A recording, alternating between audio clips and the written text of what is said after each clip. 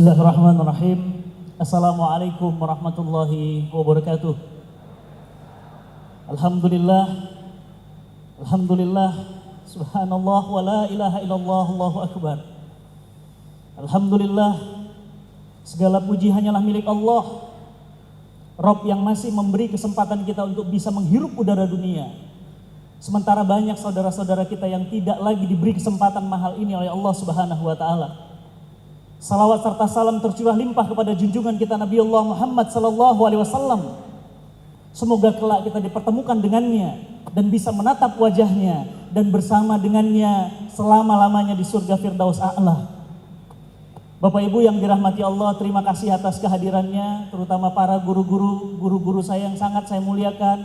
Ada Ustadz Yusuf Mansur, Ustadz Abi Maki, dan seluruh tokoh-tokoh termasuk sahabat saya yang luar biasa yang barusan sangat-sangat merobek perasaan kita untuk semakin beriman dan bertakwa masa aktuari. Semoga Allah Subhanahu wa Ta'ala menjaga mereka semua dan Bapak Ibu semua yang dirahmati Allah. Bapak Ibu yang dirahmati Allah, pernahkah terbayang kepada kita bahwa Islam yang berawal dari sebuah kota kecil Mekah, Islam yang tadinya tidak dipertimbangkan, Islam yang tadinya hanya bermula dari orang-orang dan kelompok-kelompok kecil, kemudian menjelma menjadi peradaban besar, bahkan peradaban yang kemudian menghancurkan peradaban Rom di sebelah barat dan menghancurkan peradaban Persia di sebelah timur, sama sekali tidak pernah kita bayangkan. Siapa yang paling kemudian berjasa kalau bisa dikatakan untuk dakwah Islam dari Mekah ke Madinah selain para sahabat radhiyallahu anhum ajmain adalah tokoh barusan yang kita saksikan, Mus'haf bin Umair. Dalam satu riwayat dikatakan Rasulullah SAW bersabda, tidak ada sendal sebagus sendal Mus'haf dan tidak ada baju sebagus semahal baju Mus'haf. Mus'haf bin Umair, anak muda yang ganteng, anak orang kaya, bangsawan, dan kemudian dia mengikuti Rasulullah SAW dan Rasul mengutusnya pergi ke kota Madinah untuk mengajarkan Al-Quran. Maka kemudian Mus'haf bin Umair, utusan baginda SAW, berangkat ke Madinah. Ia ajarkan Al-Quran kepada tokoh-tokohnya, dia ajarkan Quran kepada rakyat Madinah. Maka tidak lama kemudian masyarakat Madinah mendamba baginda untuk datang ke kota Madinah. Terjadilah Baiat Aqobah pertama dan Baiat Aqobah yang kedua.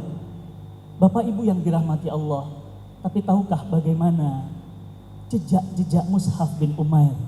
Beliau wafat dikhabarkan dalam sebuah riwayat tidak meninggalkan apapun kecuali hanya satu lembar kain, yang kain itu kalau ditarik ke bawah maka kemudian terlihat bagian atas kepalanya, dan kalau ditarik ke atas maka kemudian kakinya terlihat. Mus'haf bin Umair tidak memiliki apa-apa kecuali hanya tinggal selembar kain yang ia bangga. Oleh karena itu, peradaban Mekah dan peradaban Madinah adalah dua peradaban yang berbeda, dua peradaban yang kemudian jahiliyah dan kemudian menjadi peradaban Islam. Begitupun hari ini. Tadi Ustadz Abi Maki sudah menanyakan kepada kita, mana lebih jahiliyah, Mekah atau kita saat ini? Bapak Ibu yang dirahmati Allah, di Mekah yang namanya kelahiran anak perempuan tidak diinginkan. Lahir anak perempuan, lihat kelaminnya, perempuan, maka wajib dikubur hidup-hidup. Peradaban jahiliyah modern, belum masih dalam perut sudah dibunuh. BKKBN baru-baru ini mengeluarkan bukti data. Apa datanya? 6 dari 10 wanita remaja di Indonesia mengakukan aborsi di tahun 2011. 6 dari 10 Bu, remaja. Lebih jahiliyah daripada jahiliyah Arab jahiliyah. Di zaman Arab jahiliyah, orang lahir kemudian anak perempuan dibunuh. Zaman sekarang tidak lagi peduli laki-laki perempuan, dan membunuhnya lebih biadab daripada Mekah. Saya ingin tanya kepada Bapak Ibu yang dirahmati Allah, di mana ada pembunuhan yang pacul itu bisa masuk ke dalam dada orang dari tuburnya. Adakah itu di Arab jahiliyah? Tidak ada. Itu ada di peradaban jahiliyah modern. Jadi jahiliyah hari ini lebih parah daripada jahiliyah modern. Lebih parah daripada jahiliyah sebelumnya. Oleh karena itu Bapak Ibu yang dirahmati Allah, panitia bisa dibantu untuk tampilannya. Mudah-mudahan tidak ada gangguan teknis. Karena gangguan teknis insya Allah terjadi di luar dari setting panitia. Baik, kalau tidak ada masalah. Nah, oleh karena itu peradaban Mekah yang tadinya peradaban jahiliyah berubah menjadi peradaban Madinah. Bayangkan Mitsaqul Madinah, perjanjian Madinah menyatukan Yahudi, Nasrani dan Islam hidup damai. Apa yang terjadi? Ketika kemudian peradaban Madinah tidak berlangsung terlalu lama, hanya 10 tahun, maka bertekuk lututlah wilayah timur Persia yang wilayahnya begitu luas. Dan tidak begitu lama, kurang dari 50 tahun, Persia dan Romawi tunduk terhadap Madinah yang kecil. Hanya dalam waktu kurun 5 abad saja. Tapi apa yang terjadi? Maka kemudian negeri ini merasakan apa yang dirasakan Madinah. Madinah sampai ke negeri ini melalui tangan-tangan para ulama, melalui tangan Mus'hab bin Umair baru. Mereka kemudian menyampaikan Islam. Jadilah sampai hari ini kita memiliki Islam yang tidak akan pernah mampu kita bayar, bahkan dengan dunia dan seisinya. Bapak Ibu yang dirahmati Allah, tahukah kita bahwa hari ini umat Islam terbesar di dunia ada di Indonesia, bukan di Madinah.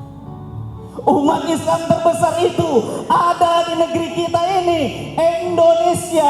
Tanahnya kita makan, airnya kita minum, bahkan kita di jasadnya disemayamkan di negeri yang kita cintai ini. Indonesia, negeri terbesar muslim di seluruh dunia. Jamaah hajinya jamaah haji terbesar di dunia. Orang-orang yang rajin ke masjid pun terbesar di dunia. Tapi data dari Susenas tahun 2013 menyedihkan. 58% umat Islam Indonesia tidak bisa baca Quran. Berarti andai penduduk muslim itu ada 200 juta, berarti ada 100 juta saudara-saudara kita tidak bisa baca Al-Quran. Bukankah Rasulullah SAW menyatakan, Iqra'ul Quran, bacalah Quran, fa innahu ya'ti min yaumal qiyamah syafi'an li ashabi.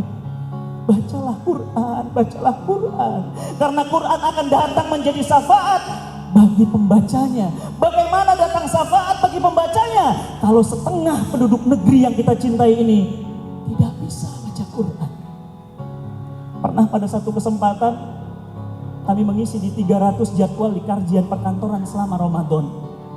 Kami dapati saudara-saudara kami yang rapih berjas dan berdasi itu ternyata tidak mampu baca Quran. Pernah kemudian kami buat program, kami jalan di 15 kota dan ternyata Aceh Serambi Mekah. Data di Aceh mengungkapkan sungguh sangat memprihatinkan, 80% mahasiswa unsiah tidak bisa baca Quran. Lantas data ini saya laporkan kepada guru saya Ustadz Yusuf Mansur. Apa kata beliau? Bahkan lebih parah dari itu. Bahkan lebih banyak yang tidak bisa baca Quran yang baik dan benar. Oleh karena itu, bagaimana kemudian Mus'hab bin Umair baru bisa hadir di negeri ini? Maka kami gagas program Indonesia Bisa Baca Quran. Yang tidak bisa baca Quran ada 100 juta orang. Yang sudah dibebaskan oleh cinta Quran baru 20.000 orang. Bagaimana darah ini kemudian tidak mendidih dan tidak sabar kemudian untuk menyaksikan setengah penduduk negeri yang tercinta ini bebas dari buta aksara Quran. Bapak Ibu yang dirahmati Allah, kita menjadi paham bagaimana kemudian negeri yang terbesar muslim di dunia ini bahkan menjadi poros peradaban dunia harusnya adalah negeri kita.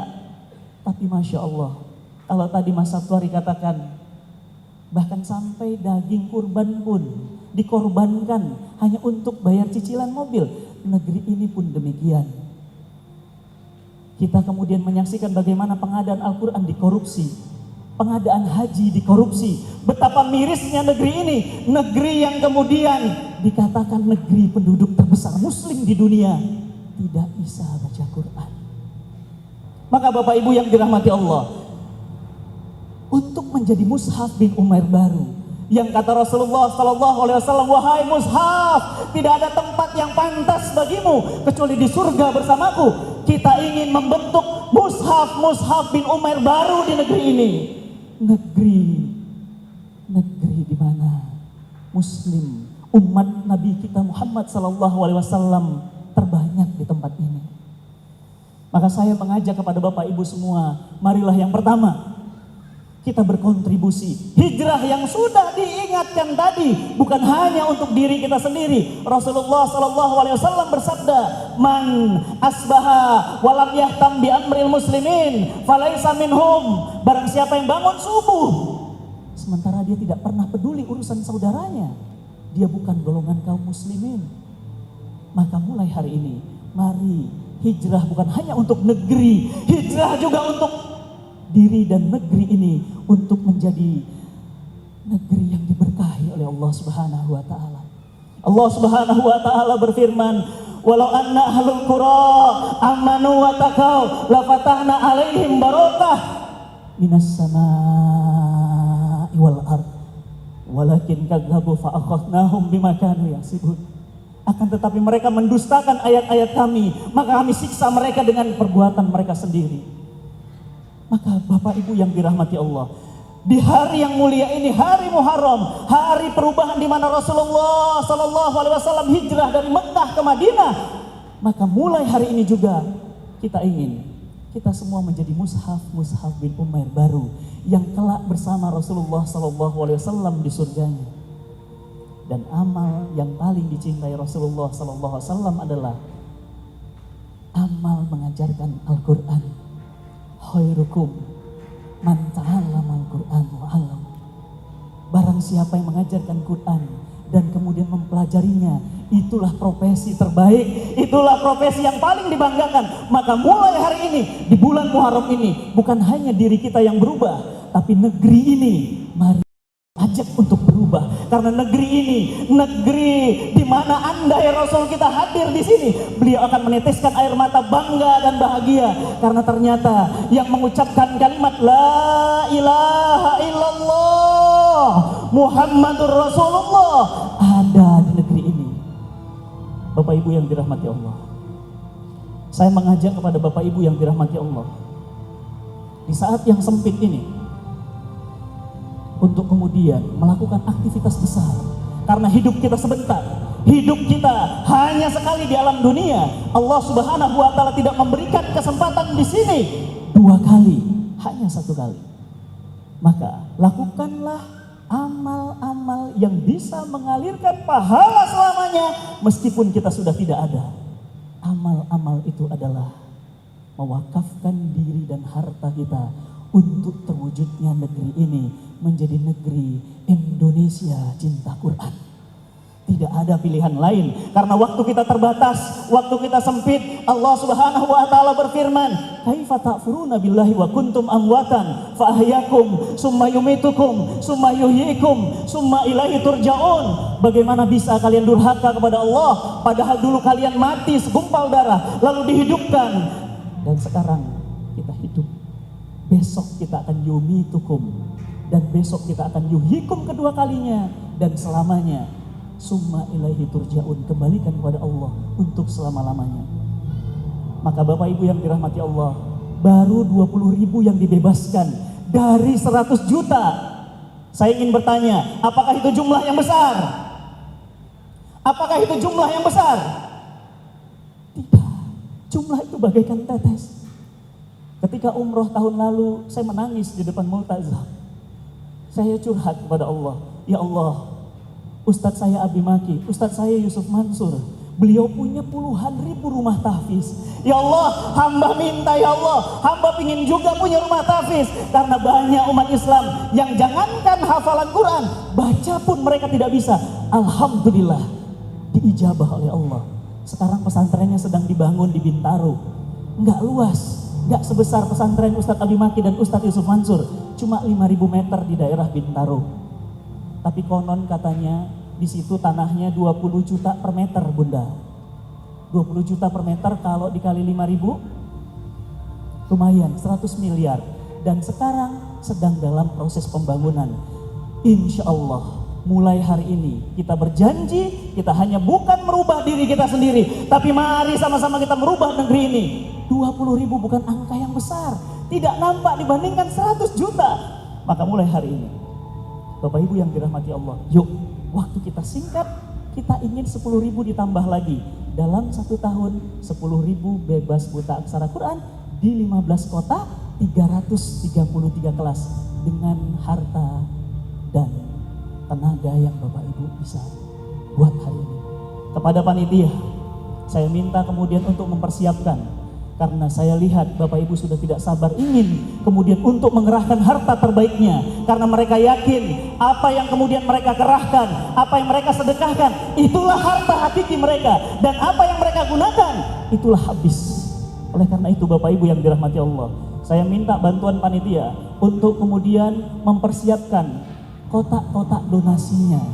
Dan kepada Bapak Ibu semua, infakkan harta kita untuk mewujudkan Indonesia Cinta Quran. Bapak Ibu tidak perlu keliling ke 15 kota. Bapak Ibu tidak perlu kemudian mengajarkan Al-Quran kepada mereka. Kamilah dengan para guru-guru Al-Quran yang akan kemudian mengajarkan Al-Quran di 10.000 orang, di 15 kota, di 333 kelas. Saya mohon doa Bapak Ibu semua untuk 10.000 buta aksara Quran. Apa sulitnya kepada kita untuk kemudian menginfakkan harta yang kita miliki? 100 juta dibandingkan 10.000, 0,00001. 10.000 dibandingkan 100 juta rakyat Indonesia yang tidak bisa baca Quran bukanlah sesuatu, tapi di hadapan Allah semua itu bernilai amal-amal soleh dan insya Allah akan menjadi pahala jariah bagi Bapak Ibu semua. Kepada panitia saya mohon bantuannya. Panitia yang ada sekarang Bapak Ibu, mereka adalah volunteer, mereka tidak dibayar sedikit pun. Saya diajarkan oleh guru saya Ustadz Yusuf Mansur untuk menggerakkan energi perjuangan, tidak harus berbayar. Dan kami melaksanakan ini semua, bayaran Bapak Ibu semua hanya untuk menutupi operasional gedung ini, sama sekali tidak mengambil uang dari sana. Oleh karena itu Bapak Ibu yang dirahmati Allah, saya minta kepada Bapak Ibu semua untuk kemudian mengerahkan infak terbaiknya. Malu, kita malu di hadapan Rom, kita malu di hadapan Persia. Kita umat terbaik, kuntum khaira ummah ukhrijat linnas. Kalian umat terbaik. Umat terbaik tidak bisa baca Quran. Umat terbaik tidak mengenal risalah Rasulnya. Umat terbaik tidak paham isi cerita dari Rabbnya. Setiap malam kami menangis, berdoa kepada Allah. Ya Allah, ya Rahman, ya Allah, ya Razak, tunjukkan kepada kami Abdurrahman bin Auf baru yang mereka bukan hanya menginfakkan hartanya tapi menginfakkan dirinya, bahkan seluruh apa yang dimilikinya, bahkan hampir tak tersisa. Dan alhamdulillah Abdurrahman bin Auf itu sekarang ada di hadapan kami semua. Maka Bapak Ibu yang dirahmati Allah, sekali lagi kami ingatkan bahwa kesempatan kita hanya sekali dan tidak ada dua kali. Maka infakkan harta kita untuk menyelesaikan 10.000 buta aksara Quran di 333 kelas dengan 15 kota. Dari dana itulah kita gunakan untuk membereskan saudara-saudara kita yang tidak bisa baca Quran. Kita punya perjuangan masing-masing. Mas Sabtuari punya perjuangan masing-masing. Membantu saudara-saudara yang miskin, yang duafa, yang teriak dari bilik-bilik rumah sakit, yang tidak punya biaya. Mas Sabtuari sudah mengerjakan itu. Ustadz Yusuf Mansur, beliau sudah berkontribusi. Bahkan sudah membangun rumah tahfiz puluhan ribu banyaknya. Bahkan Masya Allah mendapatkan penghargaan dari kerajaan Saudi Arabia sebagai rumah tahfiz terbaik di dunia, ada di negeri kita. Ustadz Bobi Heribowo guru saya, beliau berkontribusi juga untuk apa? Yuk Indonesia menghafal Quran. Ustadz Bakhtiar Nasir yang juga tadi berhalangan hadir, beliau juga berkontribusi untuk Al-Quran.